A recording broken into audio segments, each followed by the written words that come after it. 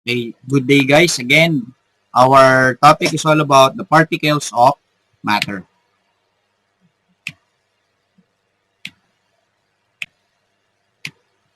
Now, question. What states of matter are shown in the illustration below?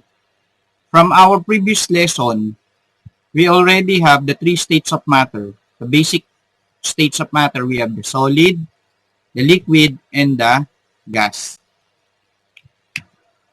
Okay. How do we describe the shape of each sample? Now, question. How do we describe the shape of each sample? If we're going to describe the shape of each sample, based from the previous lessons that we have, a solid has definite shape, while liquid and gas, they have indefinite shape, simply because they occupy the space of their container. Do ice cubes have definite shape? Yes. How about water? Water do not have its definite shape. So it depends upon the container where the water is in.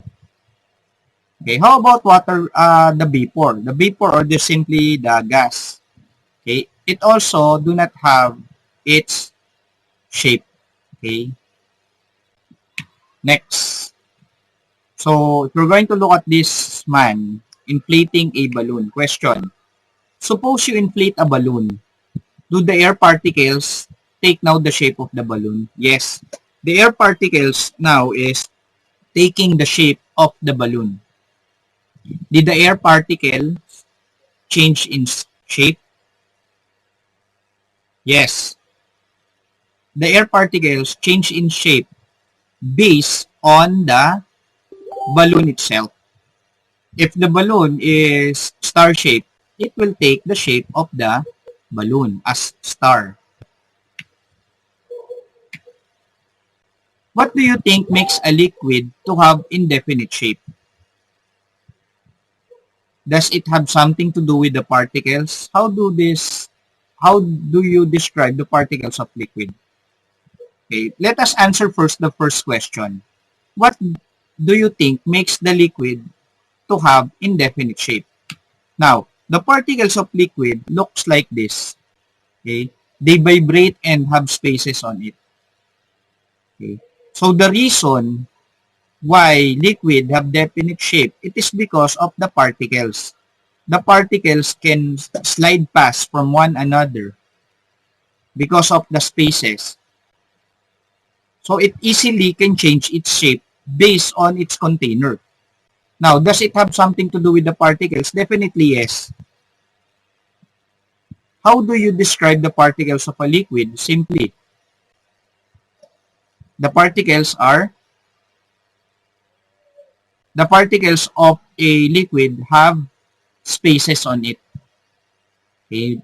They have spaces on each particles.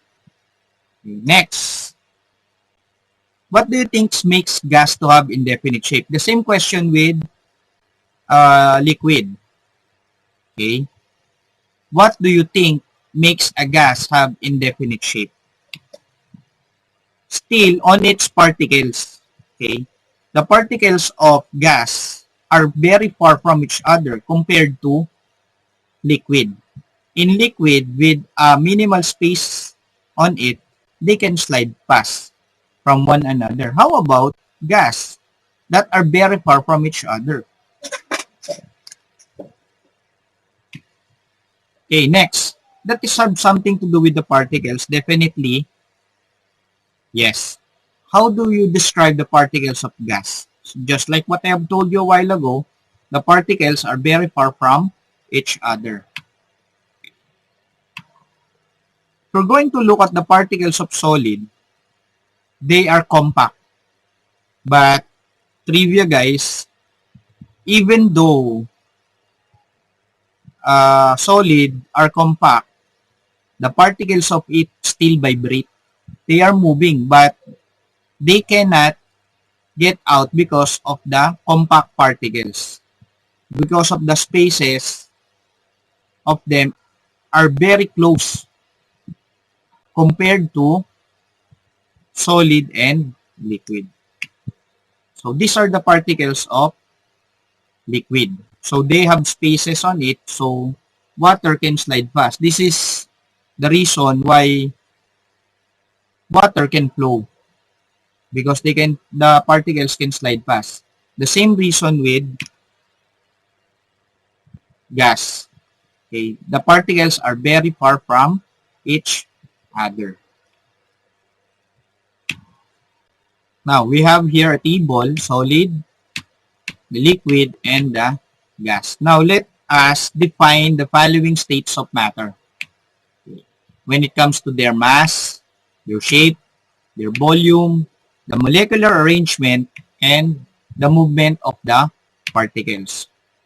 Let us first have solid. Solid have definite shape. Okay, its definite shape, it's based on its particles that are close to each other because they have a strong attractive force. That's why they cannot get away from each other, because of the strong attractive force. A solid has its definite shape. Everything that you look around has definite shape, which are considered as solid. Next, its volume or space. Solid has its definite volume or a fixed volume. The molecular arrangement, if we're going to look at this one, they are close to each other and compact. Close to each other and compact. Now, the movement of its particles inside. Particles can move, vibrates on its position only. So the reason, always remember this guys, although solid, their particles are too close, still they vibrate.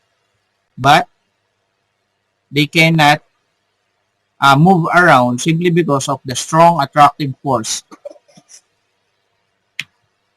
Okay, solid have a definite shape because, question is, solid have a definite shape because of its particles. Okay? The molecular arrangement is close to each other and are compact. So that is the reason why solid have definite shape. Next, let us go now to liquid. Liquid have a definite mass.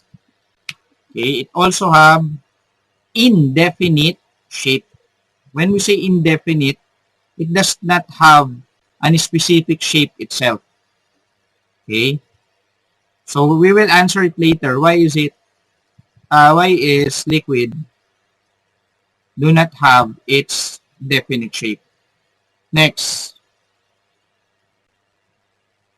a liquid also have a fixed volume.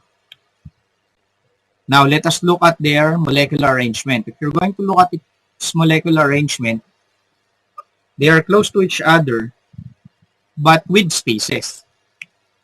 Okay. Particles can move or slide past with one another simply because of the spaces between them. And they also have a weak attractive force. They have force, but weak attractive force. Unlike solid, have strong attractive force. That's why the particles cannot move. Next, liquids can easily flow because, okay, the reason why liquids can easily flow, it is because of the molecular arrangement. They are close to each other but with spaces on it. So, the reason behind that, that's why it can flow. The particles can move or slide with one another simply because of its molecular arrangement. Okay, so that's why they can move and slide past from one another. Let us go now to mass of gas. A gas has a definite mass. Okay, just like liquid, it do not have a definite shape. So, indefinite din ang kanyang shape, guys. Okay, volume, no fixed volume. And far from each other. So, if you're going to look at the particles, they are far from each other. The particles can move freely. The reason why it can move freely, it is because of the forces between the particles. Okay? There are no forces acting on the particles. That's why they can move freely. Unlike liquid with weak attractive force and solid with strong attractive force, the particles of gas have no attractive force at all. Question, guys, gas can easily compress because of its, again, molecular arrangement. Since the molecular arrangement are very far from each other, we can easily compress yung spaces between them. Okay, the spaces between them can be compressed. Okay, and also the particles can move freely. Okay, guys. So that is the particles of solid, liquid, and gas. Thanks for watching my YouTube channel, Sir Elvin. For more lessons, subscribe